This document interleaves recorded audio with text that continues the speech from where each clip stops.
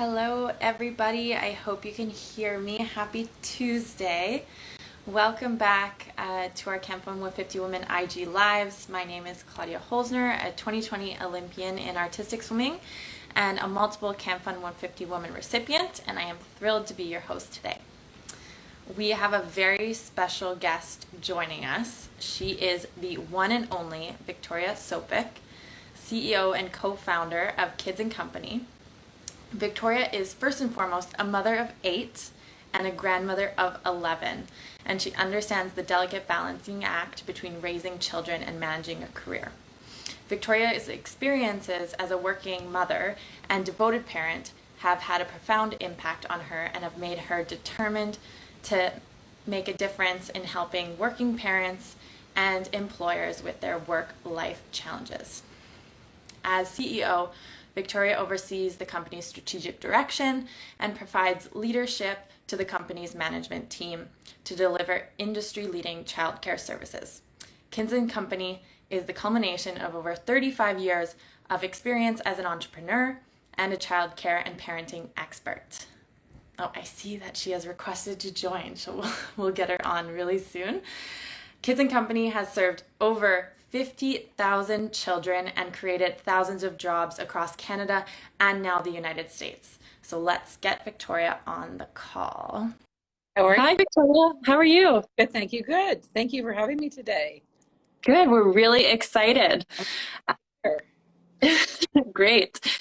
So we're going to get started, but first, you have won many awards. The Excellent in Entrepreneurship Award, the RBC Momentum Award, the prestigious Ernst & Young Entrepreneur of the Year Award, and many more. You are a Camp Fun 150 Women member, a mother of 8, and a grandmother of 11. So how do you find the time to do it all? But lovely Isabel, who's on my team, ran in about 5 minutes ago to remind me about the Instagram Live. So I rely on lots of accomplished people around me to support. I think that's a key to success. Definitely. So tell us about being a mom of 8. Thank you. You know what? I've learned a lot, obviously, over the years, and my oldest son is 36. Seems crazy to think that, that many years ago, almost 37 years ago, I was contemplating having my first child. And now he's having his 4th. He and his wife, of course, have 3 sons, and they're having a baby girl in the spring. So we're very excited about that. Oh. Excited about all of my grandchildren. I'm a bit of an unusual person in that I'm obsessed with babies. And most people like children, and they're happy to have sort of children around them at different times. But I'm weirdly obsessed with babies. And even though I'm extremely impatient in everything I do, I'm incredibly patient with babies and happy to play with them and be with them. And as soon as my babies became one, I wanted another baby. And so it's just like some people are passionate about sports and babies. So that's juggling. But interestingly, and congratulations to all the Olympic athletes out there. I know what a challenge it must be. I was always very happy that none of my children were that talented athletically that we had to worry about them competing in terms of being athletic, because I think that, the time and energy required from everyone's parents as they go through their lives as athletes is extreme and amazing. I congratulate them all to represent Canada. And as I say, I did have 8 athletic children, athletic in different ways. One is a professional football player in the CFL, so that's our closest claim to fame for a professional athlete. And football is probably the easiest sport, I would say, to be in, because it doesn't involve a lot of expense to become a football player as a child, nor travel. It was relatively, I would say, an easy goal as a parent to get him to make his dream, which was to me in the CFL. So I know that lots more rigorous for lots of people, but that was always a challenge as a parent. One of the tips that people would say to me, how did you go to all of their athletic, and otherwise, whether it's dancing or figure skating or art classes, how did you manage to fit it all in? And, I would say that I didn't put the pressure on myself to be there for everything, all the games. If I could go for a few minutes to a game, even if one of the neighbors or another relative was taking them, their dad, if I could go for a few minutes, that was great. I didn't feel that I had to be there and watching. And, if my son wasn't playing or my daughter wasn't playing, I would be, my BlackBerry in the old days working. I didn't feel I had to watch the whole game. I would just watch when my child was on the field. And so I think, part of the pressure people put on themselves is sort of a lot of pressure in your mind to have to be, the best possible parent. And back in those days when I was a mom, more than 30 years ago, people sort of just did what they did, and there wasn't that seemingly trying to be, the best possible to everything that there seems to be now for families. And so I think I was lucky, as I say, anything we did was sort of good enough. And I was reading something about Halloween last night, and the truth is that, when I was a child, you would just go out trick-or-treating. Like mom and dad would be at home, and you would go out and run around the streets all night, and it was great fun. And now it's a very different world. But So cool. I love hearing about that. And so continuing on that, how did you juggle having 8 kids while being a working mom? Like you mentioned that you didn't always feel the need to put that pressure on yourself. So how did you kind of accept that and move into that? I think I'm really lucky that I'm not a perfectionist. I'm sure to be a professional athlete, you need to be. So, from that perspective, I think I'm lucky that innately, and, it's just everyone does the best they can and move on. So I don't tend to ruminate over missed opportunities or things that we lose and don't do well. Try to have it be a learning opportunity. But as you know, it's really all about attitude in life and expectations you put on yourself and others. I'm luckily very organized, and absolutely, all of my children will tell you that I expected that they would be able to do in life whatever they wanted to do. And so if one wanted to be a professional athlete, like my son, I fully expected they'd be able to make it there. So I, not having any doubts. One of the tips that I learned, and I'm sure your mom would have been like this, and your dad, in terms of your success, one of the parenting tips I learned was not to doubt. So if a child says, I want to swim across the pool, and they can't, not to say you can't do that, to say let's do it together. So not to doubt what they're doing, and to have full confidence in everything, because if you doubt them, then they'll start to doubt themselves. And so that's one of the things with my children. I always felt that they would be as successful as they needed to be at everything they did, and I would never try to second guess them if possible. Example that happened with my granddaughter, even this morning, if she wanted to go out of the house without a coat, and I said, sure, go and see what it's like. And she was like, it's cold, I need to get my coat. I said, absolutely. And so even stuff like that, which is just like developing critical thinking in your children, instead of saying to them, you have to wear a coat, it's cold outside, to say, you come outside and figure out how to make that decision for yourself. I think it's a good tip for people. But definitely, I look back on my life, and now I see my children with their own children. Two of them have 3, and no, 3 of them have 3 actually, and then one has 2. And I watch how busy it is and how hectic it is and how much work. And I really do wonder how their dad and I did survive having 8 children in 11 years. It was a lot of work, and it is a young person's game to have small children. And I think that was the key, is I was very young and didn't really know what I was doing. Didn't overthink it, that's for sure. That's amazing. I love what you were sharing about kind of the critical thinking of your grandchild. I think that's really cool. Hopefully I can take that to my kids in the future. So why did you start Kids and Company? So Kids and Company is childcare for working parents, families. And as you know, things have really changed. I mean, again, going back 36 years ago when I was a young mom, lots of my friends that were having children, potentially mom was staying home looking after children, and it pretty quickly changed. And now most families, both parents work and have work outside the home and then work inside the home. Lots of work for both. And we really, my partner's name is Jennifer, and we founded Kids and Company. It's actually 20 years ago. Our 20th anniversary is coming up next year. Wow, incredible. Thank you. Things were really changing in our world, and that more and more families were needing childcare and flexible childcare. And our mandate was to say to families, whatever childcare you need, we will give to you. So, we have something called backup childcare, which is childcare just, when you need it. So if you were traveling as a mom, if you were traveling to a different city, you'd be able to have the childcare. interestingly, the Olympics in Vancouver, what year was that? You made me know. Who knows? 2010. 2010. We had childcare there at the Canada House. So we had that available for the Olympic athletes that had children. I think it was mostly women on the hockey team and a few others. We had teachers that were working, and we set up a whole little childcare center. And that, was a great example of the flexibility that we like to offer our families, and that it was there for the duration of the Olympics. People would come and go.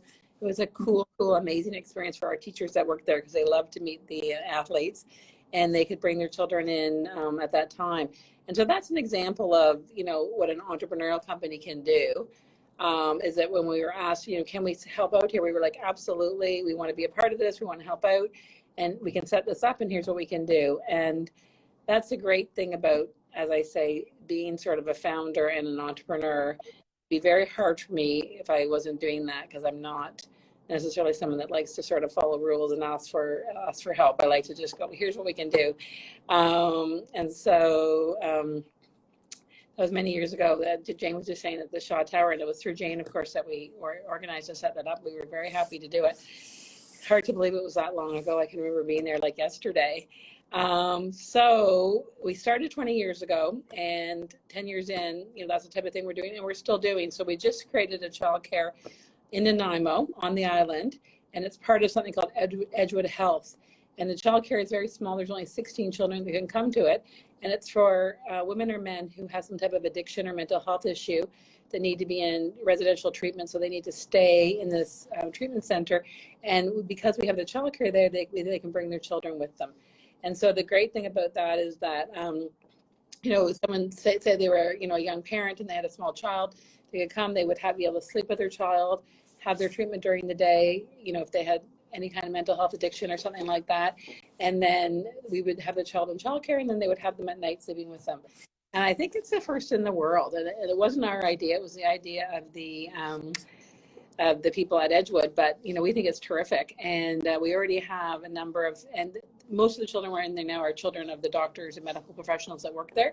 But we also have interest in families. And so, 10 years later, we're still innovative, and we're still doing it. And I think that's what's really important to us as a company. Yeah, that is so incredible. I love that you're doing that now.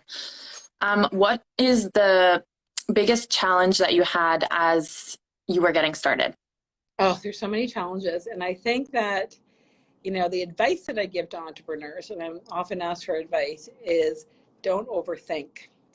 And I think, it's a bit of a female gene, which is maybe a bad stereotype, to just maybe think more than a lot of times I get asked by women entrepreneurs what advice to give, and sometimes you think so long that you miss the opportunity. I was very fortunate when we founded Kids and Company, Jennifer and I, my partner, that having two of us was, and because we get along so well, which was like a great thing. Sometimes partners don't get along, as you know. Having this kind of gives you that extra bit of confidence. And I would imagine, as an athlete, like some things where people have like a partner and some people don't, it's the same thing when you have a partner in your particular sport that would just give you that little bit of extra courage to kind of make the decisions where you're like, and so our very first lease we signed, it was a $5 million lease. We had to personally guarantee it. And so you're just like, okay, so if this whole business fails, we'll have to keep paying this lease. It's $5 million for the rest of our life. We're paying for this location. Can we do it? Are we going to make sure this business works? And so having someone else going, yes, we're going to be in it together, we're going to make it work, was the thing. And that was 20 years ago. We still have the location. So I think, not letting, again, your sort of nerves or your second part of your brain that really allows you to think through things a lot, not letting that get in the way is key. I think the other, big message I give to entrepreneurs is being able to what I call turn on a dime, which is come off your vision, even though you have this vision. So our company, when we started, is going to be backup childcare. So that's when your regular childcare is not available. And that was it. That was all it was going to be. And we thought, there's so many people that don't have regular childcare, whether they be moms on mat leave, people traveling, people that don't even have jobs but need childcare, so they don't need the regular childcare. There's so many people would need backup people that have nannies or babysitters. So many people that have that we could create a whole company around it. And there was one in the US that we can do this. we soon realized that we weren't going to have enough revenue, and there weren't enough people that needed backup childcare that we could actually pay our bills. And so from that perspective, we're like, we have to change. We have to change the whole focus of this business, and we have to be just full-time childcare and backup. Sorry, we had to change and have our main focus be full-time childcare and part-time childcare and flexible childcare. It's a pretty big change, and we didn't really hesitate. We just did it. And again, so that's my other advice is like when you recognize that the tides are turning and you're not on the right path, don't keep going down the wrong road to the point where you know everything blows up. Just kind of take your, suck it up and just make it happen. That is very similar to like an athlete lifestyle. You know, you kind of just go in one direction, you're just zoning in, and then you kind of handle the hiccups as they come. So yeah, that's definitely a nice lesson. Plays for the Calgary Stampeders, and they started out with hopefully I'm sure he's not logging in for this. They started out with the season was not going well. They were losing games, and we would have dinner every so often after if I was there. And when we were having dinner, he would not speak to me the whole dinner because he was so mad and cranky about the loss. And then I would say to him, like I say, well, what did you think about the game? He's like, it's over. I wasn't going to talk about it, wasn't going to think about it, it was over. And I mean, that's a great analogy, I think, in terms of, as an entrepreneur, you're going down this path and you're like trying to hang on to sort of what was maybe not the best decision, and you got to change paths. And if you keep going back and going like, why didn't we do? It's probably better just to kind of go, oh, it's over, and now we're on a new path. Yeah, love that. Did you think that Kids and Company would be the empire that it is today? Yeah, you know what? Thank you. We were going to do it for 5 years. That was our original goal. 5 years. Give me a charger from Jack, honey. And we were going to do it for 5 years, and it was going well. And it's gone, as you say, I would say better in so many respects than we thought it would be. And the main reason for that, I think, is that we really are offering something that the market really needs, which is flexible childcare, backup childcare. The main message that and for those that may or may not know about childcare, the main message is that we're grateful to have you in childcare. And a lot of times what happens with people is they actually think that they're lucky to get into childcare, and they'll phone the childcare company and they'll go like, oh, can I have a childcare spot? La, la, la, la, la. And you're like, we're putting you on a waiting list. We don't know. And we're the opposite. We're like, we're so grateful and lucky to have our families with us, and we'll do whatever we can to take care of them and meet their needs. And, families call me relatively often. I give them my phone number to say, what can we do better? How can we help you? And we look at it when someone does have a sort of an issue or complaint or concern, we look at it as there are probably others out there with the same kind of issue or concern. And therefore, we have to check and see what's going on and see what we can fix or make different. So I think, having a really open mind in terms of learning and not feeling that you're ever done, that you've ever figured things out. We're just always doing our best to get to the next step. I think that's been helpful for us. So leading kind of into another section of our interview today, what is the best advice you would give to someone trying to start their own business? So many pieces of advice. And I think, interestingly, we have covered some, which are, like, don't overthink, just do it. The other ones are, it's going to be twice as expensive and twice as hard as you think it's going to be, which is key. But the real piece of advice that I tell people that are very seriously going to start a business is look at the competition. Look at who your competitors are and what they're doing. And I'm sure that's a great analogy, obviously, for sports too. Look at the competitors, look at what they're doing. Can you beat them? Can you be different? What can you take from what they're doing and learn from that? And can you fit in? Like, can you fit in terms of, are you going to bring something new to the market? Are you going to disrupt the market? If you're gonna bring something that everyone else has and they're already doing it, it's probably not going to be successful. And so I'll ask people if they'll tell me they have an idea, and I'll say, like, so it's a great idea. Like, who else is doing this? And often they haven't looked at it, they haven't thought about it, they haven't talked about it. And I'll say, go back and look at everyone else and really understand, be a customer, be a secret shopper, really understand what it is they're offering and understand where you fit in, and then come prepared to move forward. Definitely. So again, moving on a little bit, you must travel all the time. So do you have any tips, maybe three tips that you could share with the athletes or the businesswomen who are listening in on our call today? Yeah, no, thank you. You know what? I was very happy not to be traveling during COVID. Very, very Yes. happy. And so now I'm back to it, and I'm actually going to Chicago tomorrow. So it's my first trip out of the country in over 2 years. And so definitely, and I think most people know this, and it's just, it's always hard for me as an incredibly impatient person, but, just don't expect anything to go like you think it is. So, for Mhm. example, I don't fly out early in the morning because I find that if I wake up too early, then I'm cranky and tired all day. So I'll try to do a flight midday or in the afternoon. That's just for me. Again, because if I, sometimes you have a flight that's at 6 or 6:30 and then you're up at 4. And then if you're delayed and you're at the airport. So, if you have control of it, I try to leave later during the day. Same thing coming back. I don't try to come back too late at night. Same reason. If you're tired, it makes everything harder. Um, I was interested in the flights. I was watching, and I think this may be something that would be good to try. I've never really tried it, but I was watching a woman actually probably on Instagram who was saying that she doesn't eat at all on the plane, just drinks water. She eats before she gets on, and she feels much better not eating during the flight. So that's something that, especially on the short flights, I'm going to try. And I guess the other thing that I would say is that, if you can, look at, like so for me, I've been to all these cities in Canada that I may never have gone to in terms of, places like Red Deer or, say, in Nanaimo. I was there last week, and try to just really embrace what you can about being in these.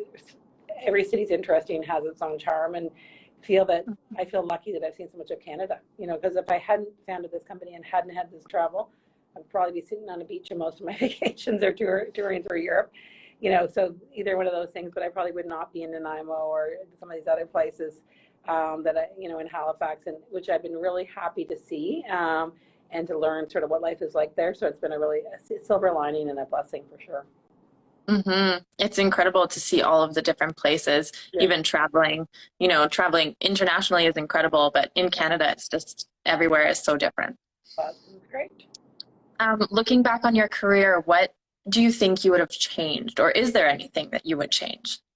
You know what? It's a great question. And, for me, I feel so lucky, obviously. And the main reason I think I feel lucky is that I was born, and I'm sure many athletes are like this as well, born with the ability to not be overly like stressed or worried or anxious. And I think, some people are, and building the business, growing the business, having thousands of employees, having 8 children, having, 6 boys that have done all kinds of wild things. If I was a person that was like overly um, worried or stressed or had a lot of guilt or a lot of anxiety or a lot of overthinking about stuff, I think it would have been a much harder life. So I think because of my personality, and my mother's opposite, my mother is like a huge worrier. So I think that, maybe I went, sometimes you go the opposite way of your parents and and I think that, with her being such a worrier, I just learned not to worry. And so people were like, don't you worry about this or that? And I'm like, you know what? I'm not a worrier. It's not something that I spend brain power on.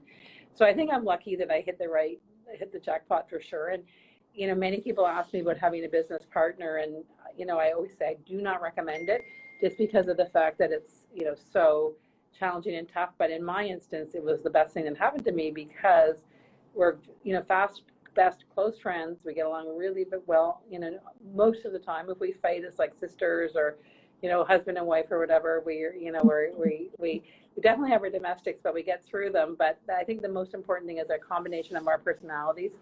We make a perfect person. We say, like, she brings to the table all the things I'm lacking, and there's a lot of those, and then I complement a lot of the things she has. And so, if we hadn't had each other, we wouldn't have grown the business. We wouldn't have created it. And, we feel very, very, very proud. We probably have, hundreds of thousands of families over 20 years that we've been able to care for their children. Very grateful, honored. And then we have the next gen that's coming along, that's coming to us and saying, I was a baby at Kissing Company, and now I want to be a teacher working for your, pretty soon they'll have their own children with us. And that's a pretty proud moment. So it's nice to create. We had a Harvard Business School that did a case study about us. And that to me was a big turning point in terms of, I felt like we were a Canadian company that was actually on the map, because of Harvard saying, that we had done this, and we are also in the U.S., so a Canadian company growing in the U.S. is unusual. So it's nice to be able to be on sort of the map of what I would say were successful Canadian businesses. We're not huge, but I think we've been, a game changer in many respects. Definitely. How do you feel like expanding into the States? It must be so exciting and you must be just ecstatic. You know what? It's very good. It's just different. I mean, it's not different. People are like, how can you operate childcare in the U.S.? It's not different in terms of like childcare is childcare everywhere you go, but definitely, the U.S. is very different from a culture perspective. For example, most people in Canada have, close to a year of mat leave, sometimes a year and a half. There we have babies that are 2 and 3 weeks old, like tiny, tiny babies, because people don't have any mat leave at all. So it's been interesting to sort of appreciate where we live and what we have right in front of our face when we see these little tiny babies, and the poor moms have to drop them off. They have to get back to their job. Oh, I can't imagine doing that. So we're going to shift to Camp From 150 Women. So first of all, how did you meet Jane and why did you become a Camp From 150 Women member? Oh, thank you. You know what? I don't know how I met Jane. It's interesting. I have known her for a long. I think she approached me about the Shaw building, like the Shaw for the Olympics in Vancouver, and I think that's through a mutual friend. Now that I think about it, and obviously she's the great visionary behind everything, and she thought it would be a great idea for us to have the childcare there, which was, as I said, we felt very honored, and as you can imagine. I think most people that are everyone that's a member of the Canada 150 Women just feel so grateful to be able to help and support. It's hard to understand how challenging it is. I mean, it's so exciting and amazing to be a successful athlete, but also challenging, I'm sure, to give up lots of other things in order to meet your dreams and get there. So if we can help in any way, grateful to, and I would consider others on the call to donate and be a Canada 150 Women. It's a great feeling, and it's great to be a support for sure. Well, the impact that, you and the women around you have created is just something that you can't explain. It's just so exciting. I remember when I got my first call, I was bawling my eyes out, and it's incredible. So we're so grateful as athletes. Happy to help. So you've helped in such a creative way with how much you're helping with moms who are also athletes. So can you explain a little bit about that? One of the things that Kids and Company has always done for years and years, I guess for at least the past 10 years, is we've always given free childcare to athletes that have children that are training and need help. And I think Jane would probably know, 6, 7, or 8 athletes maybe over the years. We have a few right now. So, it's, easy for us because obviously we're in the childcare business. I think it can be monumental for the athletes. One of the athletes left me a voice message that I saved actually from a few months ago, and she said it was like the single nicest thing anyone had ever done for her was to help her with childcare. She had 2 or 3 children in Calgary, and so it's obviously the expense, but also the peace of mind knowing that it's organized and helpful for them. So it's I think a perfect fit obviously for us to be able to help. Definitely, and the money that we receive as athletes is definitely not enough to care for 3 children, right? So it's definitely a huge help. That's great. So what inspires you to be epic? Oh, you know what? Thank you. It's so interesting. I think everyone has their own epicness in terms of just life, and the key to me is to just constantly be happy, find a way to be happy. So like to realign yourself. And it's kind of like the losing the football game or, blowing up when you're racing or whatever you're doing and it doesn't work out. You just have to, as quickly as you can, realign yourself and put yourself into that sort of happy, grateful to be alive zone. Because, every day, I read somewhere, and I think it's totally true, every day you wake up and you're like, I'm so grateful to be alive today and to be able to face maybe the lots of challenges, maybe the not so lots of challenges that get you through the day. And some people, I think, have a harder time than others to sort of put themselves in that space. But I'm lucky that I've always been able to do it. Well, thank you so much. I think we probably could have been on this call for hours. Thank you. Well, I'm so happy. touch if I can help you at any point. And Thank you. yes, especially childcare is our specialty. Thank you. Thank you so much. I love that. I will probably contact you in the future. Anytime. Definitely not. Thank you. Thank you. So before we end the call today, just for the people who are still on with us, we are leading into our 4th birthday bash, which is on November 30th. And to do that, we have created 4 challenges. So challenge number 1 is Women in Business. So it's to challenge a woman around you, invite them to become a Camp on 150 Women member by donating $150 or more. And challenge number 2, which is coming into its final stage before we announce challenge number 3, is getting active and building your community. So last night I hosted a yoga class with women across the country, and together we donated $1,500 in support of a female athlete. So thank you to everybody who was on the call. It was incredible, and I hope that it inspires all of you to do something in your community. Maybe it's grabbing coffee together or just having a Zoom call, whatever it may be. So it's simple, and we're looking forward to having all of our Camp on 150 Women members doing our 4 challenges as we lead into our November 30th birthday bash. So thank you again so much, Victoria. Thank you very much. I hope you have a great trip tomorrow. Thank you. And enjoy. Okay, have a great one. Thanks. Bye.